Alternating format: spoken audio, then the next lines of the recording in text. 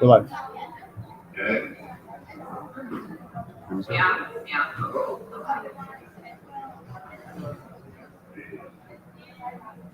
Yeah, we're live. It's fine. No, it's fine. I know most of those people. Like, you If you want, it'll come up as both Dragonmount and I won't be crude or anything. Yeah, no, that's fine. Yep. Guys, it's fine. Picture-wise, it's fine for me. It's fine. I'm tight. It's fine. We're good. You're live. Good morning.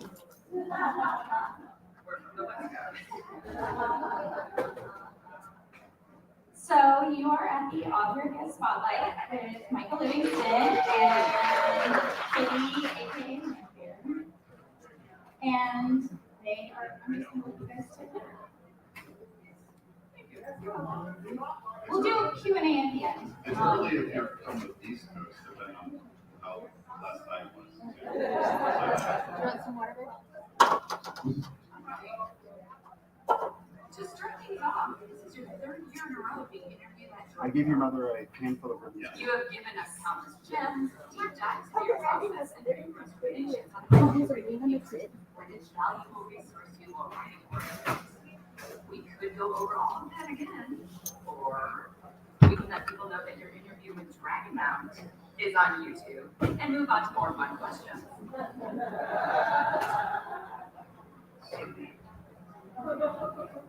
The Battle of Agincourt. Yes. One of the most famous battles in English history. Immortalized by Shakespeare. The one in the camera, maybe? Poured over by scholars year after year. And then you show up to move the location. My bad. It should be up. Yeah, so the book came out in November. I think he's saying it was wrong to hear me. Well, I think the camera mic could be up. I mean, not for a bunch of people, but for one side. There was a lot of that. Vinny or... Yeah, so I've gotten to have a habit of this. I don't mean to do this. Of moving battles and reconstructing them. I did it with Battle of Brunenburg in a book called Commemorator Slaughter. And then I did it with Battle of Crécy. And now I've done with Agincourt in a book called Imaginatively Agincourt. Okay. And Well, it's just hang on. You know, I'm very passionate about trying to figure out what really happened. Get someone from Fort Kick-Ass? If they're, I'm texting to Tom. Get back to the core of it. Get back to the primary source material, translate it, and then at the end of all of that, try and make that process transparent and welcoming for people, right? In a way that you don't have to be a specialist in medieval warfare or anything to understand now something about what really happened, in 1415. Like, how did Henry V win that battle? How did that become this national event? How did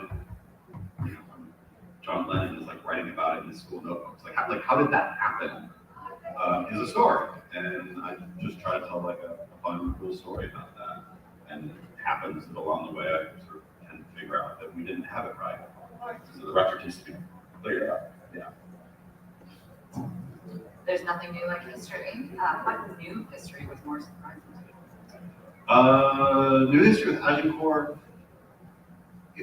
The battle wasn't quite. It's not like I moved it to Amsterdam or something. So it was kind of, it's still ish. I only moved it like 1,000 yards. There's been some hate mail, but like it's not. It's supposed to be coming. I thought it was coming off West 78 direct to the. Now, and so that's just. He said that several times. If somebody comes armed with these They're facts, hearing it Isn't from the the bus? camera mic. that's actually. They're just not hearing it from through the audio. Is it this one? Maybe? I don't know, like, that's good news in many respects. So yeah, this not idea this, that's of, from- like, when did I discover this new? I mean, moving the battle. Can you hear me talking now, Nils? Can you hear me talking right now, That Nils? didn't shock me. It's like a 30-second delay. What what surprised me in writing that story This. was Oh, wait. Yep, it's this. trying to get my head around why so many thousands died and should not have. Oh, thanks for that, everybody. Yeah, we good now? Got that little screech? Yeah, they're all thumbs up now that we got everything. Yeah, that like trying to explain why all these thousands died, and they shouldn't have. This is not a battle that the French should have lost. And so why did they lose? That was the far, far more interesting story to me, moving the battle. So speaking of the publications about this, I'm sure your dreams are pretty wild, but did you ever imagine that you would be featured alongside Britney Spears in a magazine? You want to talk about that one? Oh my God. Oh my God. It's been a wild couple of years. There was what was a year and a half ago, the Wall Street Journal thing. So Wall Street Journal ran a front page article about my work on this Battle of Brunanburg, which you've never heard of. It's fine. That was kind of what was funny about it, because there've been these death threats and whatever. And so they run this front page article, and I thought this is the most hilarious thing I'll ever happen in media to me, is that I'm on the front page of the Wall Street Journal for a battle that's 1,000 years old. And I loved picturing poor bros on Wall Street, like trying to figure out what this meant for the market. You know, like, do we buy? Do we sell? What do we do? Like, I don't know. There was this death threats over a battle. Who cares? I thought that was marvelous. And then yeah, this year came in the Sunday Times Magazine, which is a really big deal in England. They did a feature about me, a sort of I don't know what you call that. Like, here's this dude. And so, but the cover of the magazine is all Britney Spears. And so, and the it's weirdly on point, because it's like pictures of Britney Spears, like how she was like brandishing knives at one point, and it's like knives out. And then another one was like a close shave or something, and her shaving her head. And I'm like, that could be the Agincourt headline. Like that could be it. It was weirdly appropriate. Yeah, I didn't expect that article. First of all, that was tremendously something I never would have dreamed about.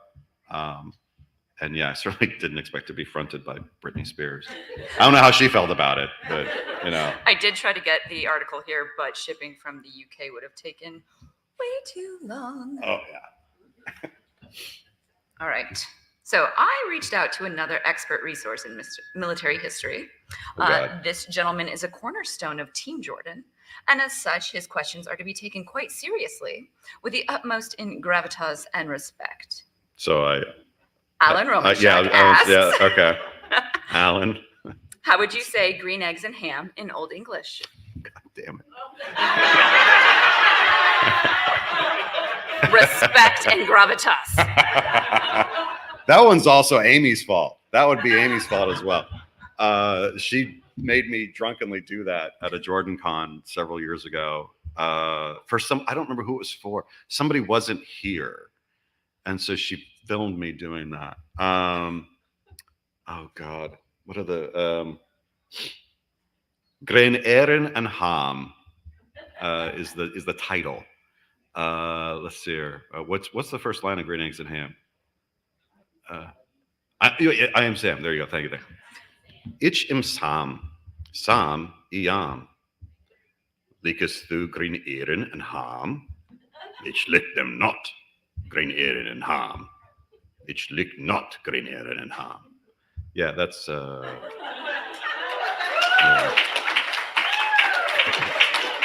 I mean, I think you've got a YouTube channel in your future.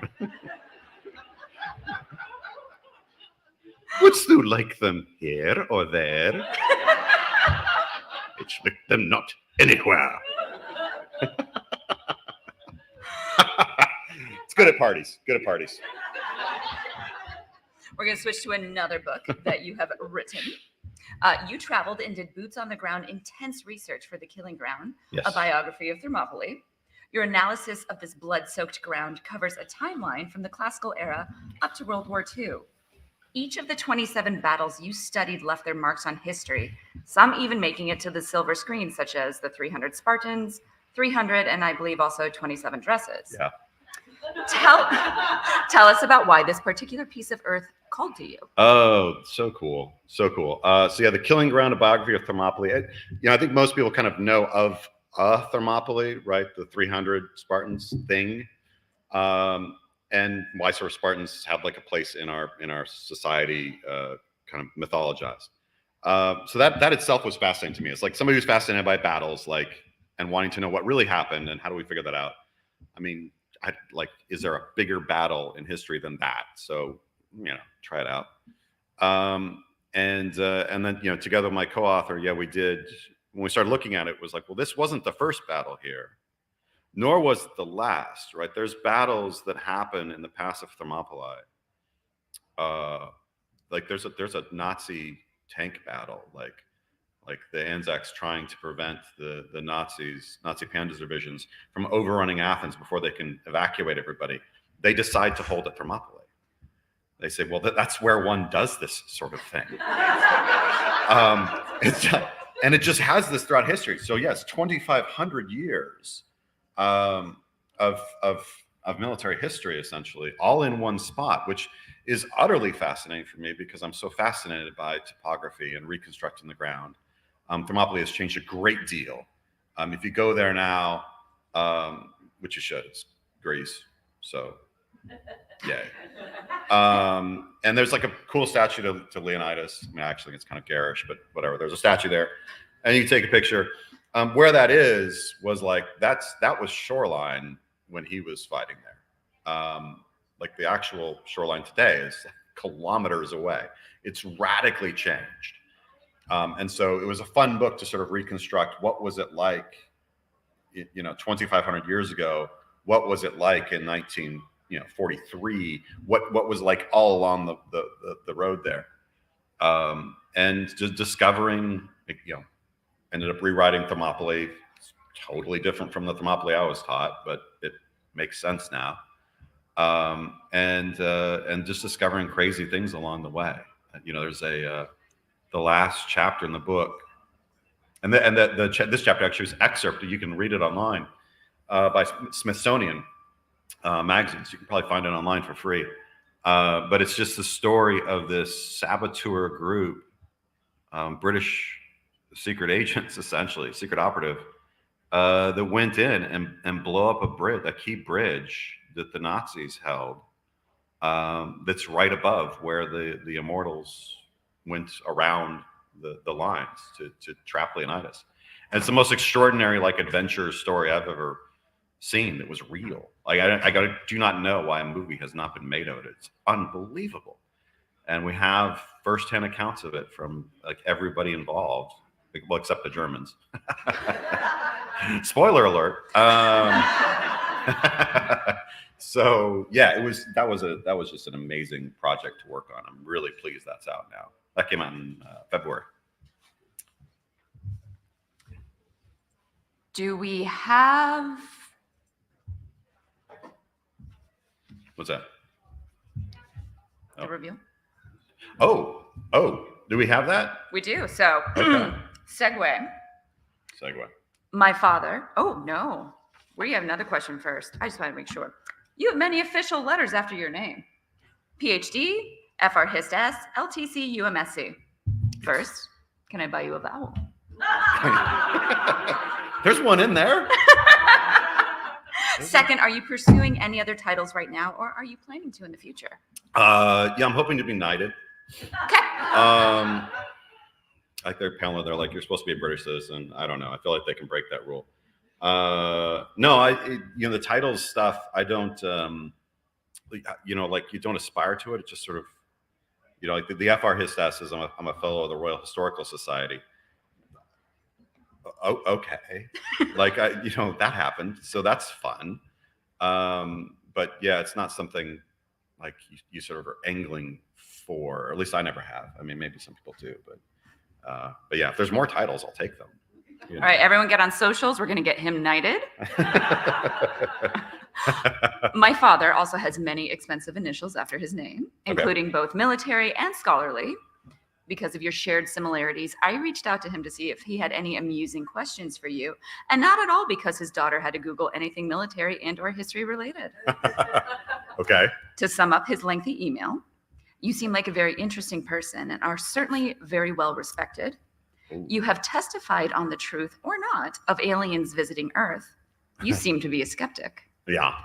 You have numerous books discussing battles from many years ago which changed the course of history. So, I like your dad so far. right?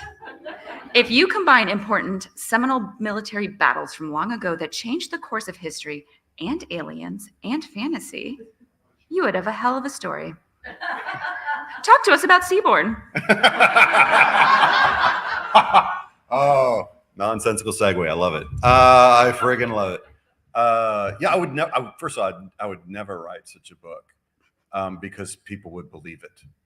No. Yeah, I just have a bad feeling that there'd be people like, "Oh, it's legit now." It'd be like that scene in Dune. Like he says he's not the Messiah. That's why we know he's the Messiah. Which they stole from Life of Brian. It's so good. It's so good. Yeah. So Seaborn. Yeah, Seaborn has nothing to do with any of that. So Seaborn, the Seaborn trilogy was written for Audible. I'd written a short story.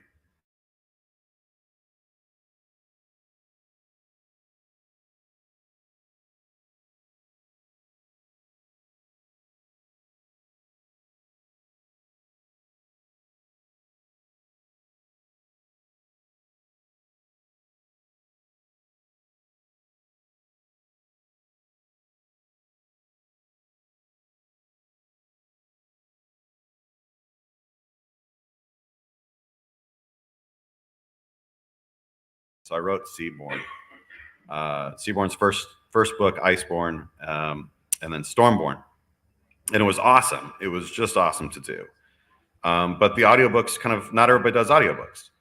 And I mean, myself included, I don't actually listen to audiobooks, but if they pay me, I'll write them. And so, yeah, I was very fortunate that we've now sold the print rights to Seaborn, and they're coming out. So the print rights to Seaborn, that'll come out, I think it's this fall.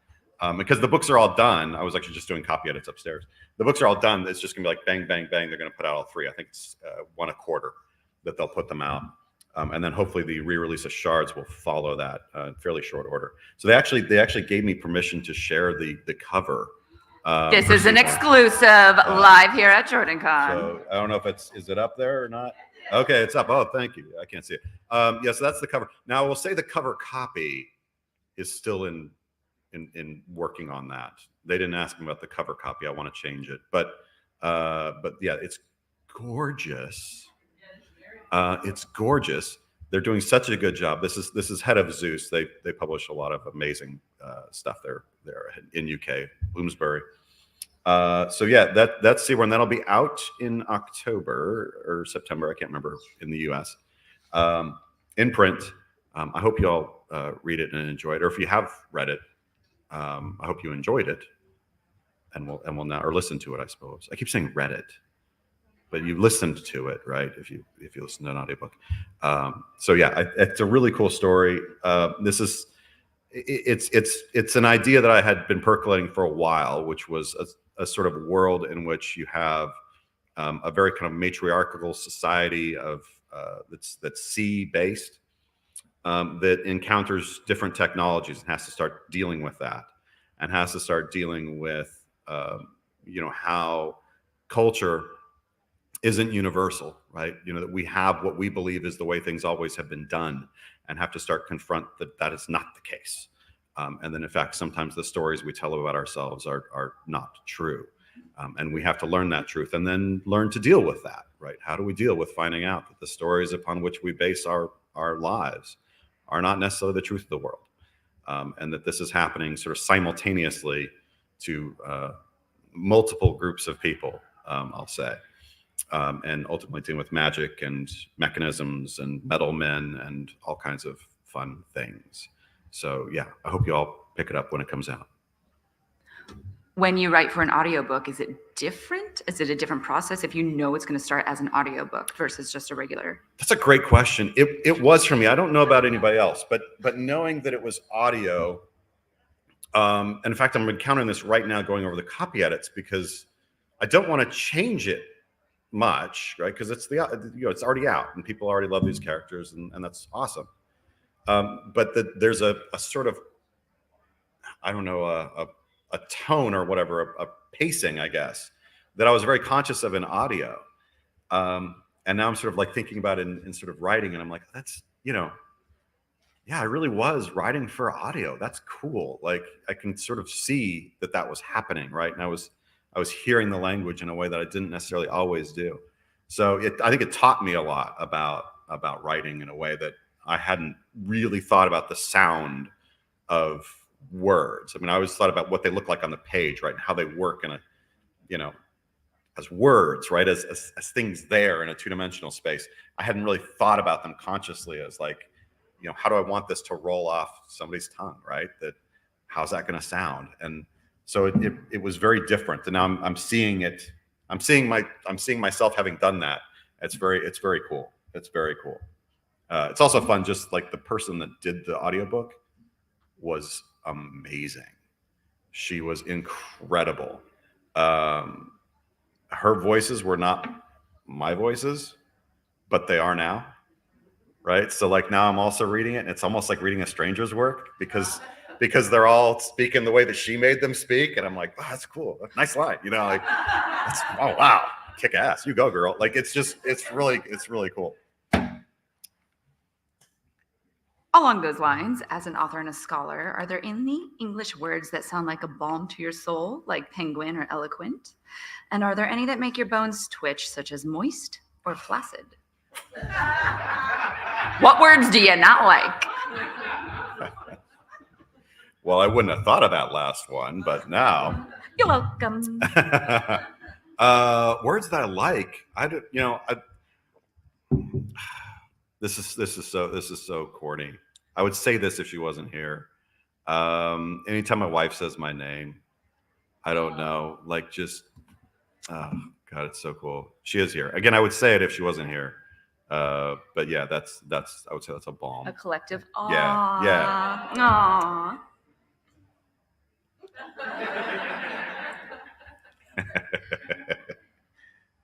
Dislike words?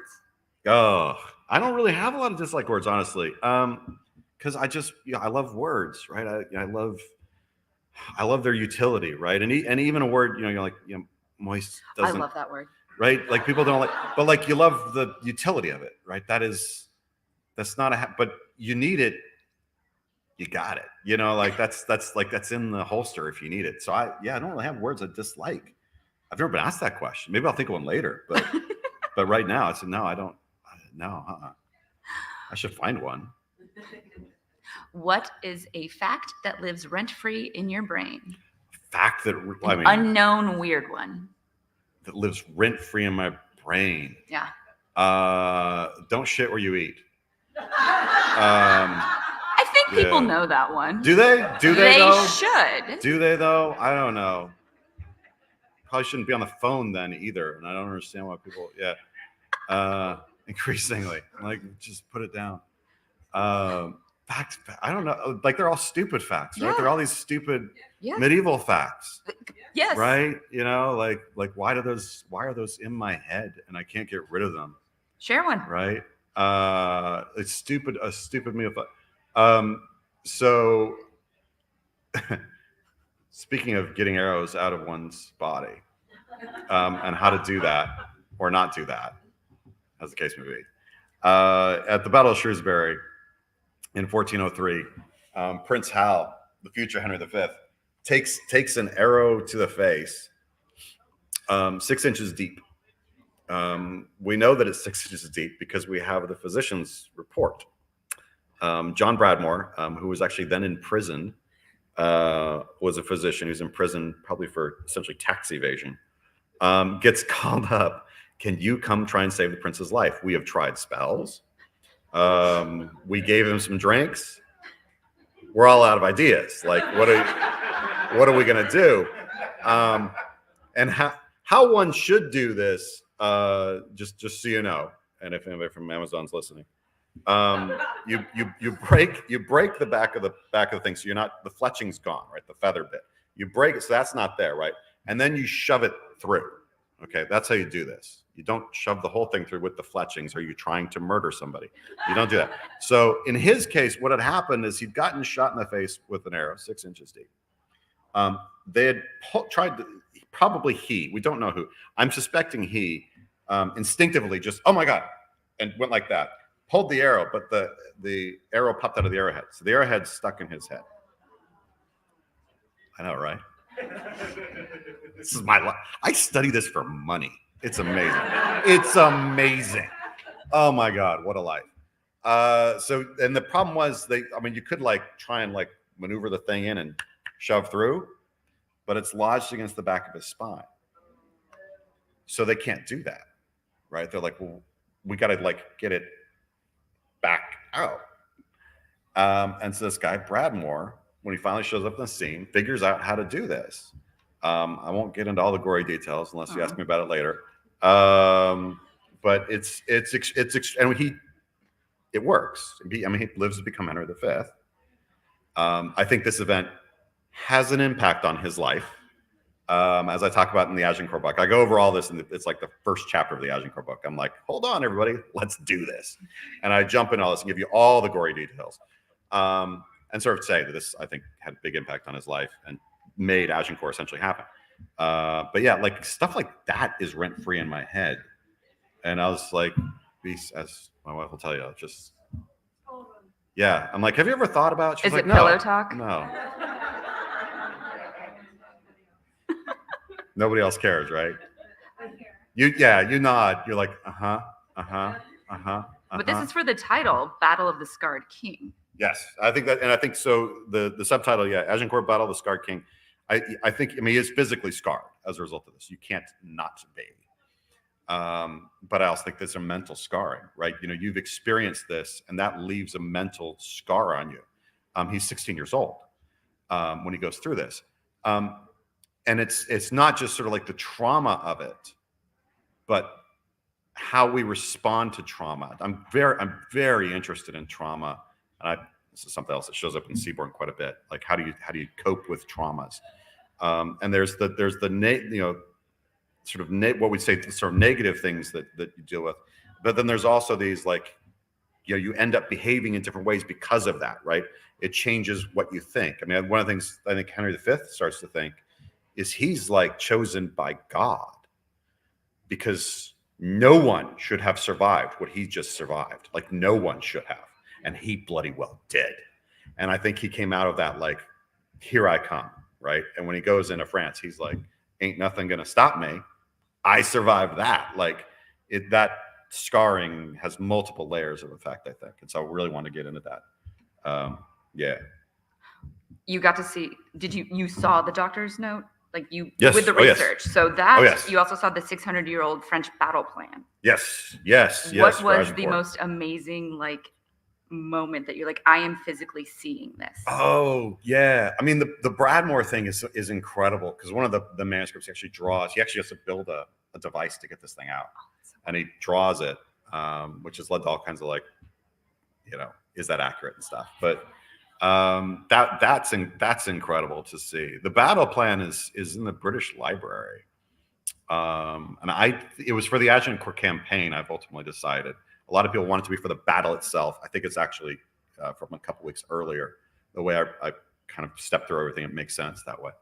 But yeah, seeing that there are very few battle plans that exist today from the Middle Ages. Very, very, very few. We know everybody made them. They just don't exist. This one exists, and that is incredible. Even if it's not from the actual battle as it unfolded. That like within a couple weeks, right? This is what they were planning on the French side, and it's the French battle plan. They're like, this is what we're planning, and you're like, that didn't work out, right? So that's an incredible thing to sort of hold, right? And like, wow, this has been there the whole time. But again, that's one of those things as as a medialist, as a, that I get to do that, right? I get to go in an archive and handle this stuff is unbelievable. And write it off on taxes because it's research if the IRS is listening. Super legit. We are going to play a little bit of this or that. This is quick fire. He didn't get any of this information beforehand. Choice of battle partner, English longbow or a very muddy field under your opponents. Longbow every Love it. time. It's a reference to Agincourt there. Nice. I did research. Yeah, you did. For reading, fiction or nonfiction? Ooh, fiction. For writing, same question. Fiction. Nobody can check you.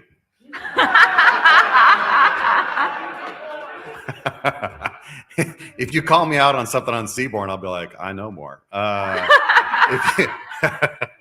If you do that on something else, I'm like, oh God, that's bad. State prison for 3 years or getting a new PhD? Oh, getting a new PhD. I'd do that in a heartbeat. Oh my God. Yeah, I would get one in quantum physics. I would get one in quantum physics tomorrow if I could. Yeah, I mean, you're not dead yet. We've got time. All right. Pointing at things in the distance for a photo. Yep. Or actually looking into the camera. Pointing at things. I hate cameras. I'm scared of them. I don't like the way I look. So yeah, much better to have. It's a running joke among all my friends. Every battle site I go to, they take a picture. I don't intend to do this. Now I'm self-conscious and trying not to. Yeah. They'll be like, where did that happen? I'll be like, it's over there, and click. Yeah, got me again. Yeah, it's sad. Being remembered, but with incorrect facts, or being remembered with an incorrect name. Was this? I don't know if this is a totally deep cut. You misspelled my name on her badge. Me? No, not you. But like JordanCon. So I'm like, that's a hell of a setup if you did. I mean, the deep con. That's a deep con. Yeah. The mistaken name. I laugh about the mistaken name thing. So that's just funny now. Because it's not a crazy weird name, but yeah, I've been Mark, David, and yeah, Livingston with an E. Like everybody puts an E on it. Yeah, I don't know. I keep wanting to be Mark for some reason. We can rename you. I get that one a lot. Mark Livingstone. I'm like, that actually is kind of badass. It's pretty good. Unlimited stamina or limitless strength? Unlimited stamina. I'm getting old. I don't need to lift things. And to go back to the Wheel of Time, Rand, Matt, or Perrin? Perrin. Reasoning? Reasoning? I didn't have to give reasons, did I? No, that's true. You do not. All right. Egwene, Nynaeve, or Lanfear?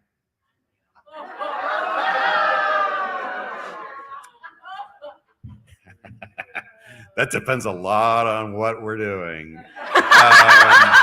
That panel will be after 8:30.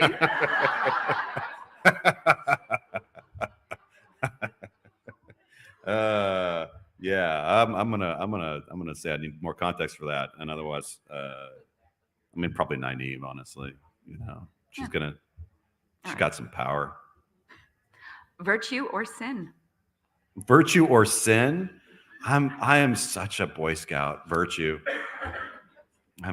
You're nodding your head. Yeah.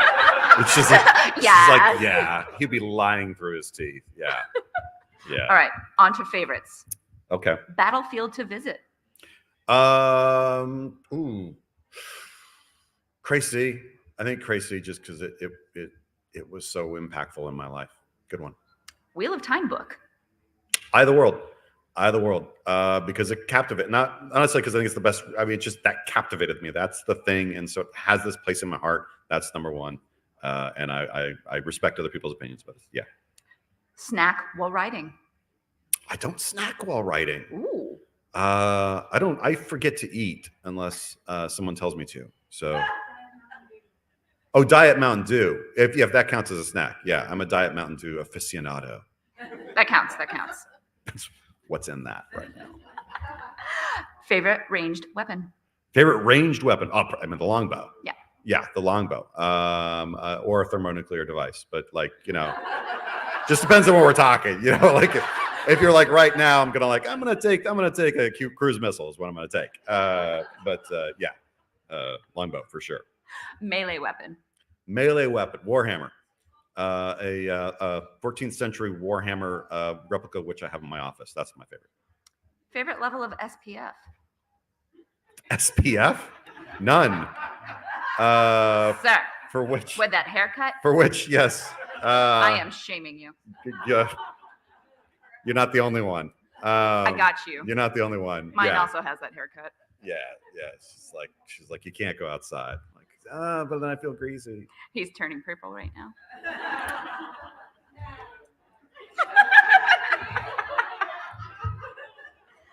Favorite battle of Thermopylae? Thermopylae? Thermopylae. My favorite battle of it? There's a lot. Oh God, dang. Honestly, it would probably be the battle, like the 480, like that's the one, right? Leonidas and such. Just because it everybody knows that one, and now I'm like, everything you thought about it wasn't true. And like that is such an eye opener. I should have given a lecture on that this year. That would have been smart. You can come back next year. Yeah, I'm not in charge, but I am right now. I'll do like a pop-up lecture at the bar. I'll just be like, all right, anybody want to hear about Thermopylae? Get around here. Favorite thing to ride? Favorite thing to ride? Yeah, horses, ATVs. Oh, I don't know. We can go weird with it. my Jeep. Jeep. I There it is. love my Jeep. Yeah. All right, and then favorite deadly sin. Favorite deadly sin? Lust. But you chose a Jeep. Okay. Yeah. Hey, nothing gets the ladies. You know what I mean? Yeah. I mean, lust is the fun one, right? That's for every reason. We could keep going with this, but I feel like we probably have some questions in the audience. You are more than welcome to bring it back to Origins. I can answer all kinds of things with Origins. But we can also be random. We've got a microphone creeping up. I'm going to walk around with it. When you talk into it, make sure that you talk into it. Because it does that. Okay, because it does that. While you guys think about questions, I actually also have a question from the chat from Matt Silva. Favorite TV film battles in terms of their historical accuracy in a pre-modern setting? Whoa. Okay, Matt. My favorite. Okay, so I'm going to answer this painfully not the way you want.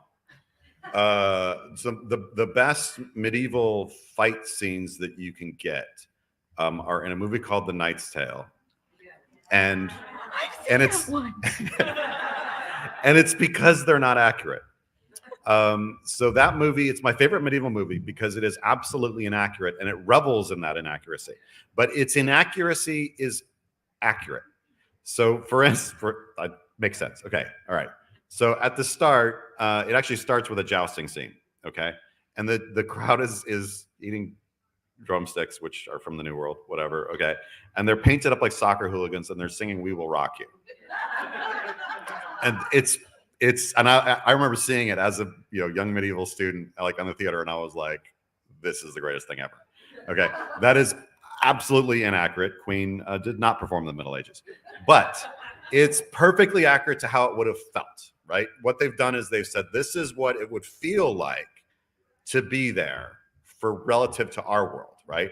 Instead of trying to make it accurate in like its details to them, accurate in its feelings to us. And that's the difference they made. And I love that. I love that so much. So that's like the best one. As far as realistic stuff, none of it is very realistic. And that's probably, as I constantly telling audiences, probably for the best. You really don't want to see. You really don't, you're like, oh no, I can help. No, you do not want to see what it would look like, what it would sound like, have any sense of what it would smell like. You don't want to know. I in my books, I try and sort of get you there, but like not all the way, right? Because that's just not, you don't want it. There's too much trauma. Anybody?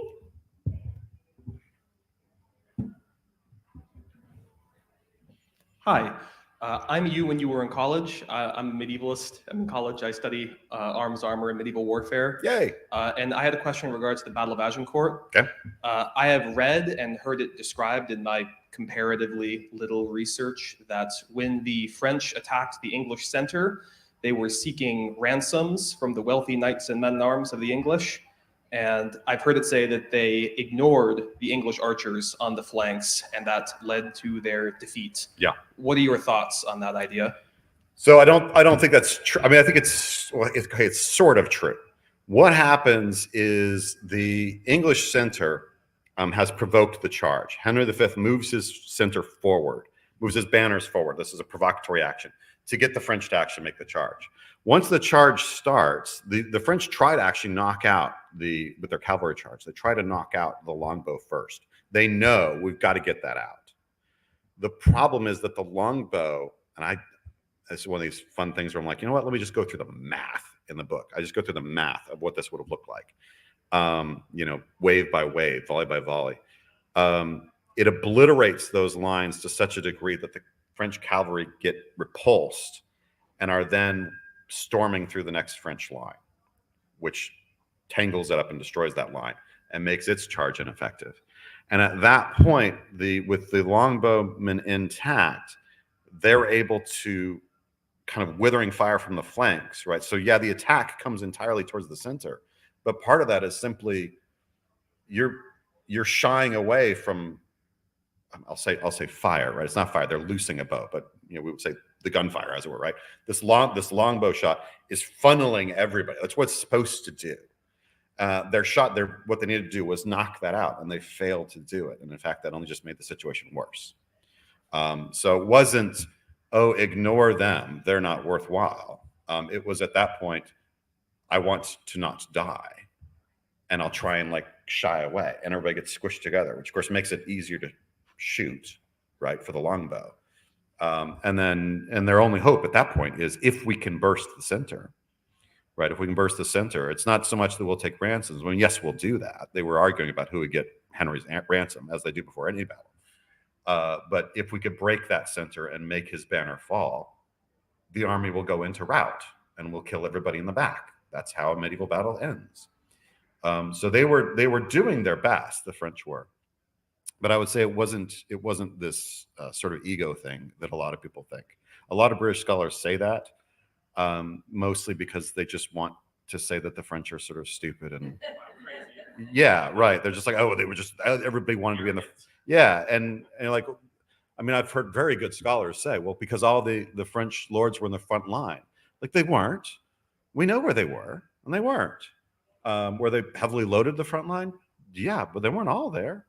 They're 38%, I think it is, were in the second line. No, 43%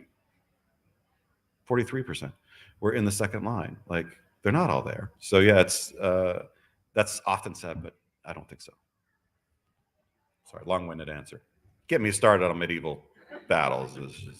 Good night, everybody. Yeah. Good man to study that stuff. So how was it that you came to the understanding that the site of the battle was off? What did you do that came to that determination? So it sort of depends on the site, that I'm reconstructing. And not every time that I get called in do I figure out that it's wrong, right? I've been asked to look at battles and I'm like, y'all nailed it. What typically happens in these cases is I've usually visited the site. I have a basic understanding of the primary source material. I always try and start there, right? What did the eyewitnesses say? What did they talk about as far as the tactics, the technology, the terrain? And then visiting the site and reconstructing what it was, however long ago it was, which takes a lot of knowledge about how geography changes, erosion, all that kind of stuff. And once one does all that, it's sort of a matter of, well, could it work? And in the case of Agincourt, this doesn't work, right? The French, the traditional story has gaping holes in it that just don't make any sense, right? Our sources are telling us one thing happened, and then you get on the field and they're like, no, that didn't happen. Well, so the people that were there were wrong? Is that what you're telling me? They lived through this, and you're telling me they're wrong because your museum says otherwise? Like, I don't buy that. Like, how do I think this could happen? And a good portion of that, means I've got to go back to the original sources. I've got to retranslate them. I always have to go back to the original, because what I have found is translators, well-meaning, I don't think they intend to do this. They will work from an assumption of what we all think happened and translate accordingly, right? So they think, oh, we all know how this happened, so the words must mean this, right? And that's not how you should actually be translating. It's just, well, what do the words say, right? Come what may from that point. So I've learned over the years I have to do that. One of the kind of smoking guns actually for Agincourt was a sentence in a chronicle, one of our great sources, that everybody was translating one way because that's the way the British translator had done it. And I'm like, that's not what the Latin says. Like, Latin doesn't say that at all. And given that, what's the problem? Like, what do we do now? So yeah, it's mostly just getting back to the sources and trying to be sort of clean slate about it, right? I have no preconceptions. I don't go into anything, is it right? Is it wrong? I'm just like, I want to know what happened. And if everybody has been correct, everybody's been correct. If everybody's been wrong, everybody's been wrong. Like, I don't care. I just want to know what happened. So yeah, it's a process. That's a fun one. Back. Great question, Mom. So, can you hear me? Okay, there it goes. My question has to do with Seaborn. Mm-hmm. It's kind of two parts. When you were initially writing that for Audible, did you at any point read it out loud to someone, or have someone read it out loud to you to see what the language actually sounded like, since it was going to be an audiobook? I know you said that afterwards you kind of looked at, oh yeah, I did that. Yeah. But and then the second part of my question is, if you were to do it again, would that process change at all, knowing what you know now? Great question. Yes, I read it out loud. I read it out loud actually to my wife. Yeah. So, and that's in part, I love sharing things with her. So that was part of it. But another part of it was like, does that sound right?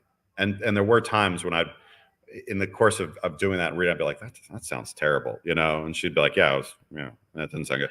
And she was like, you're awful. I don't know what you're doing. And it was like, and then I was crying, and it was like a whole thing. And she's like, well, get out of here, loser. I mean, anyway, so, but eventually I got the lines right, and then she's like, all right. So, why are you so mean to me? She's all embarrassed. It's great. So yeah, I read aloud to her, and that made a great deal of difference. And eventually, as you start doing that, you kind of start to not to do that. I mean, I went ahead and did it anyway, but you're already kind of hearing in your head a little bit. As far as, would I do it differently now? I mean, has it kind of changed the way I write? It has, very much. And that's inevitable, right? The more you write, the better. I mean, I think, everybody raves about like the Crazy book. I think Agincourt is better. It hasn't been out as long. But I think it's just because I'm a better writer. I've written books since then, and things like Seaborn, and it's just made me a better writer in nonfiction as well. So yeah, it would be different. And if I was writing them, I would say if I was writing Seaborn directly for print, it would probably be longer. Because I was also very conscious of trying to keep things just sort of moving, right? It's an audiobook. It's got to just keep moving. And I think print has, for many people, can we just settle and maunder in this for a little bit? And so if I was writing it directly for print, I might have done a little bit more of that, but otherwise, I mean, I'm halfway through reading over Seaborn again now, and it's a good book. I really I might be biased a little bit, but like, but yeah, it's like I'm like it's really good. So yeah, but a lot of that is just I read it all out to Kayla, and she helped out and helped me out with like also like well, it's a multi-threaded story. I'm following different characters in different places, and you can't flip back, right? You can, but like it's way harder than in paper. And so I was like, also, it was really useful having somebody be like, I think you're trying to remind me of something and I don't remember it, right? And so then so I need to give a little bit more clue, that so that you don't have to flip back and listen to some other bit. So it makes it more, I think, kind of a smoother delivery.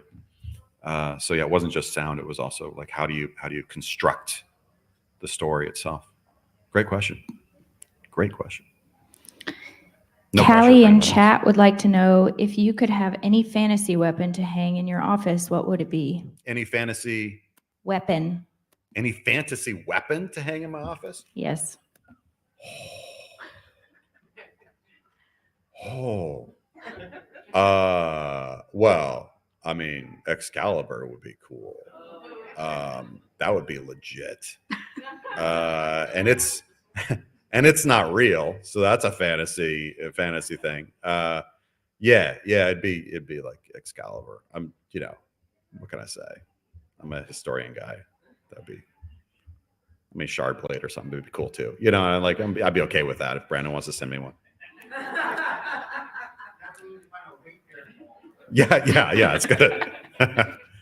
So not being a medieval scholar, but very curious about the mindset of like the basic soldier in there.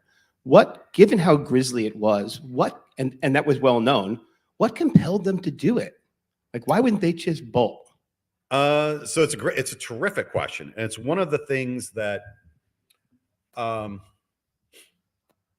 that I can't speak for all of my colleagues, but I know several of us. This is what really, really drives us more than anything, is to try and get a sense of this. Why does somebody do it? The answers are varied. And unfortunately, outside of very rare instances, they are voiceless. So the vast majority of information that we have is coming from the people of power, the people for whom you take ransoms. And war is different for them. They could get killed on the field. Prince Hal got shot in the face with an arrow. That happened. But that's atypical, right? How even that happened is somewhat interesting. He must have lifted his visor for that to happen at just the wrong moment and been angled. My suspicion is he was trying to get a gasp of air. That in the heat of melee, he lifted his visor and took a big gasp, and that's when it happened. Because otherwise it shouldn't have. The armor should have protected him. But obviously, if you're poor, you're not in that stuff. So yeah, they're usually voiceless. So we're trying to reconstruct what must have driven them from people who did not know them and weren't them. In some cases, it obviously could be religions. People will do lots of things for religion. If you think, I get in God's good graces for killing somebody, and if I lose, I get to go to heaven. Well, win-win. Yeah, win-win. So that's great. Sometimes we know it was very much for plunder, right? If we win, I get rich. I'm poor as dirt. But if I can steal some stuff, great.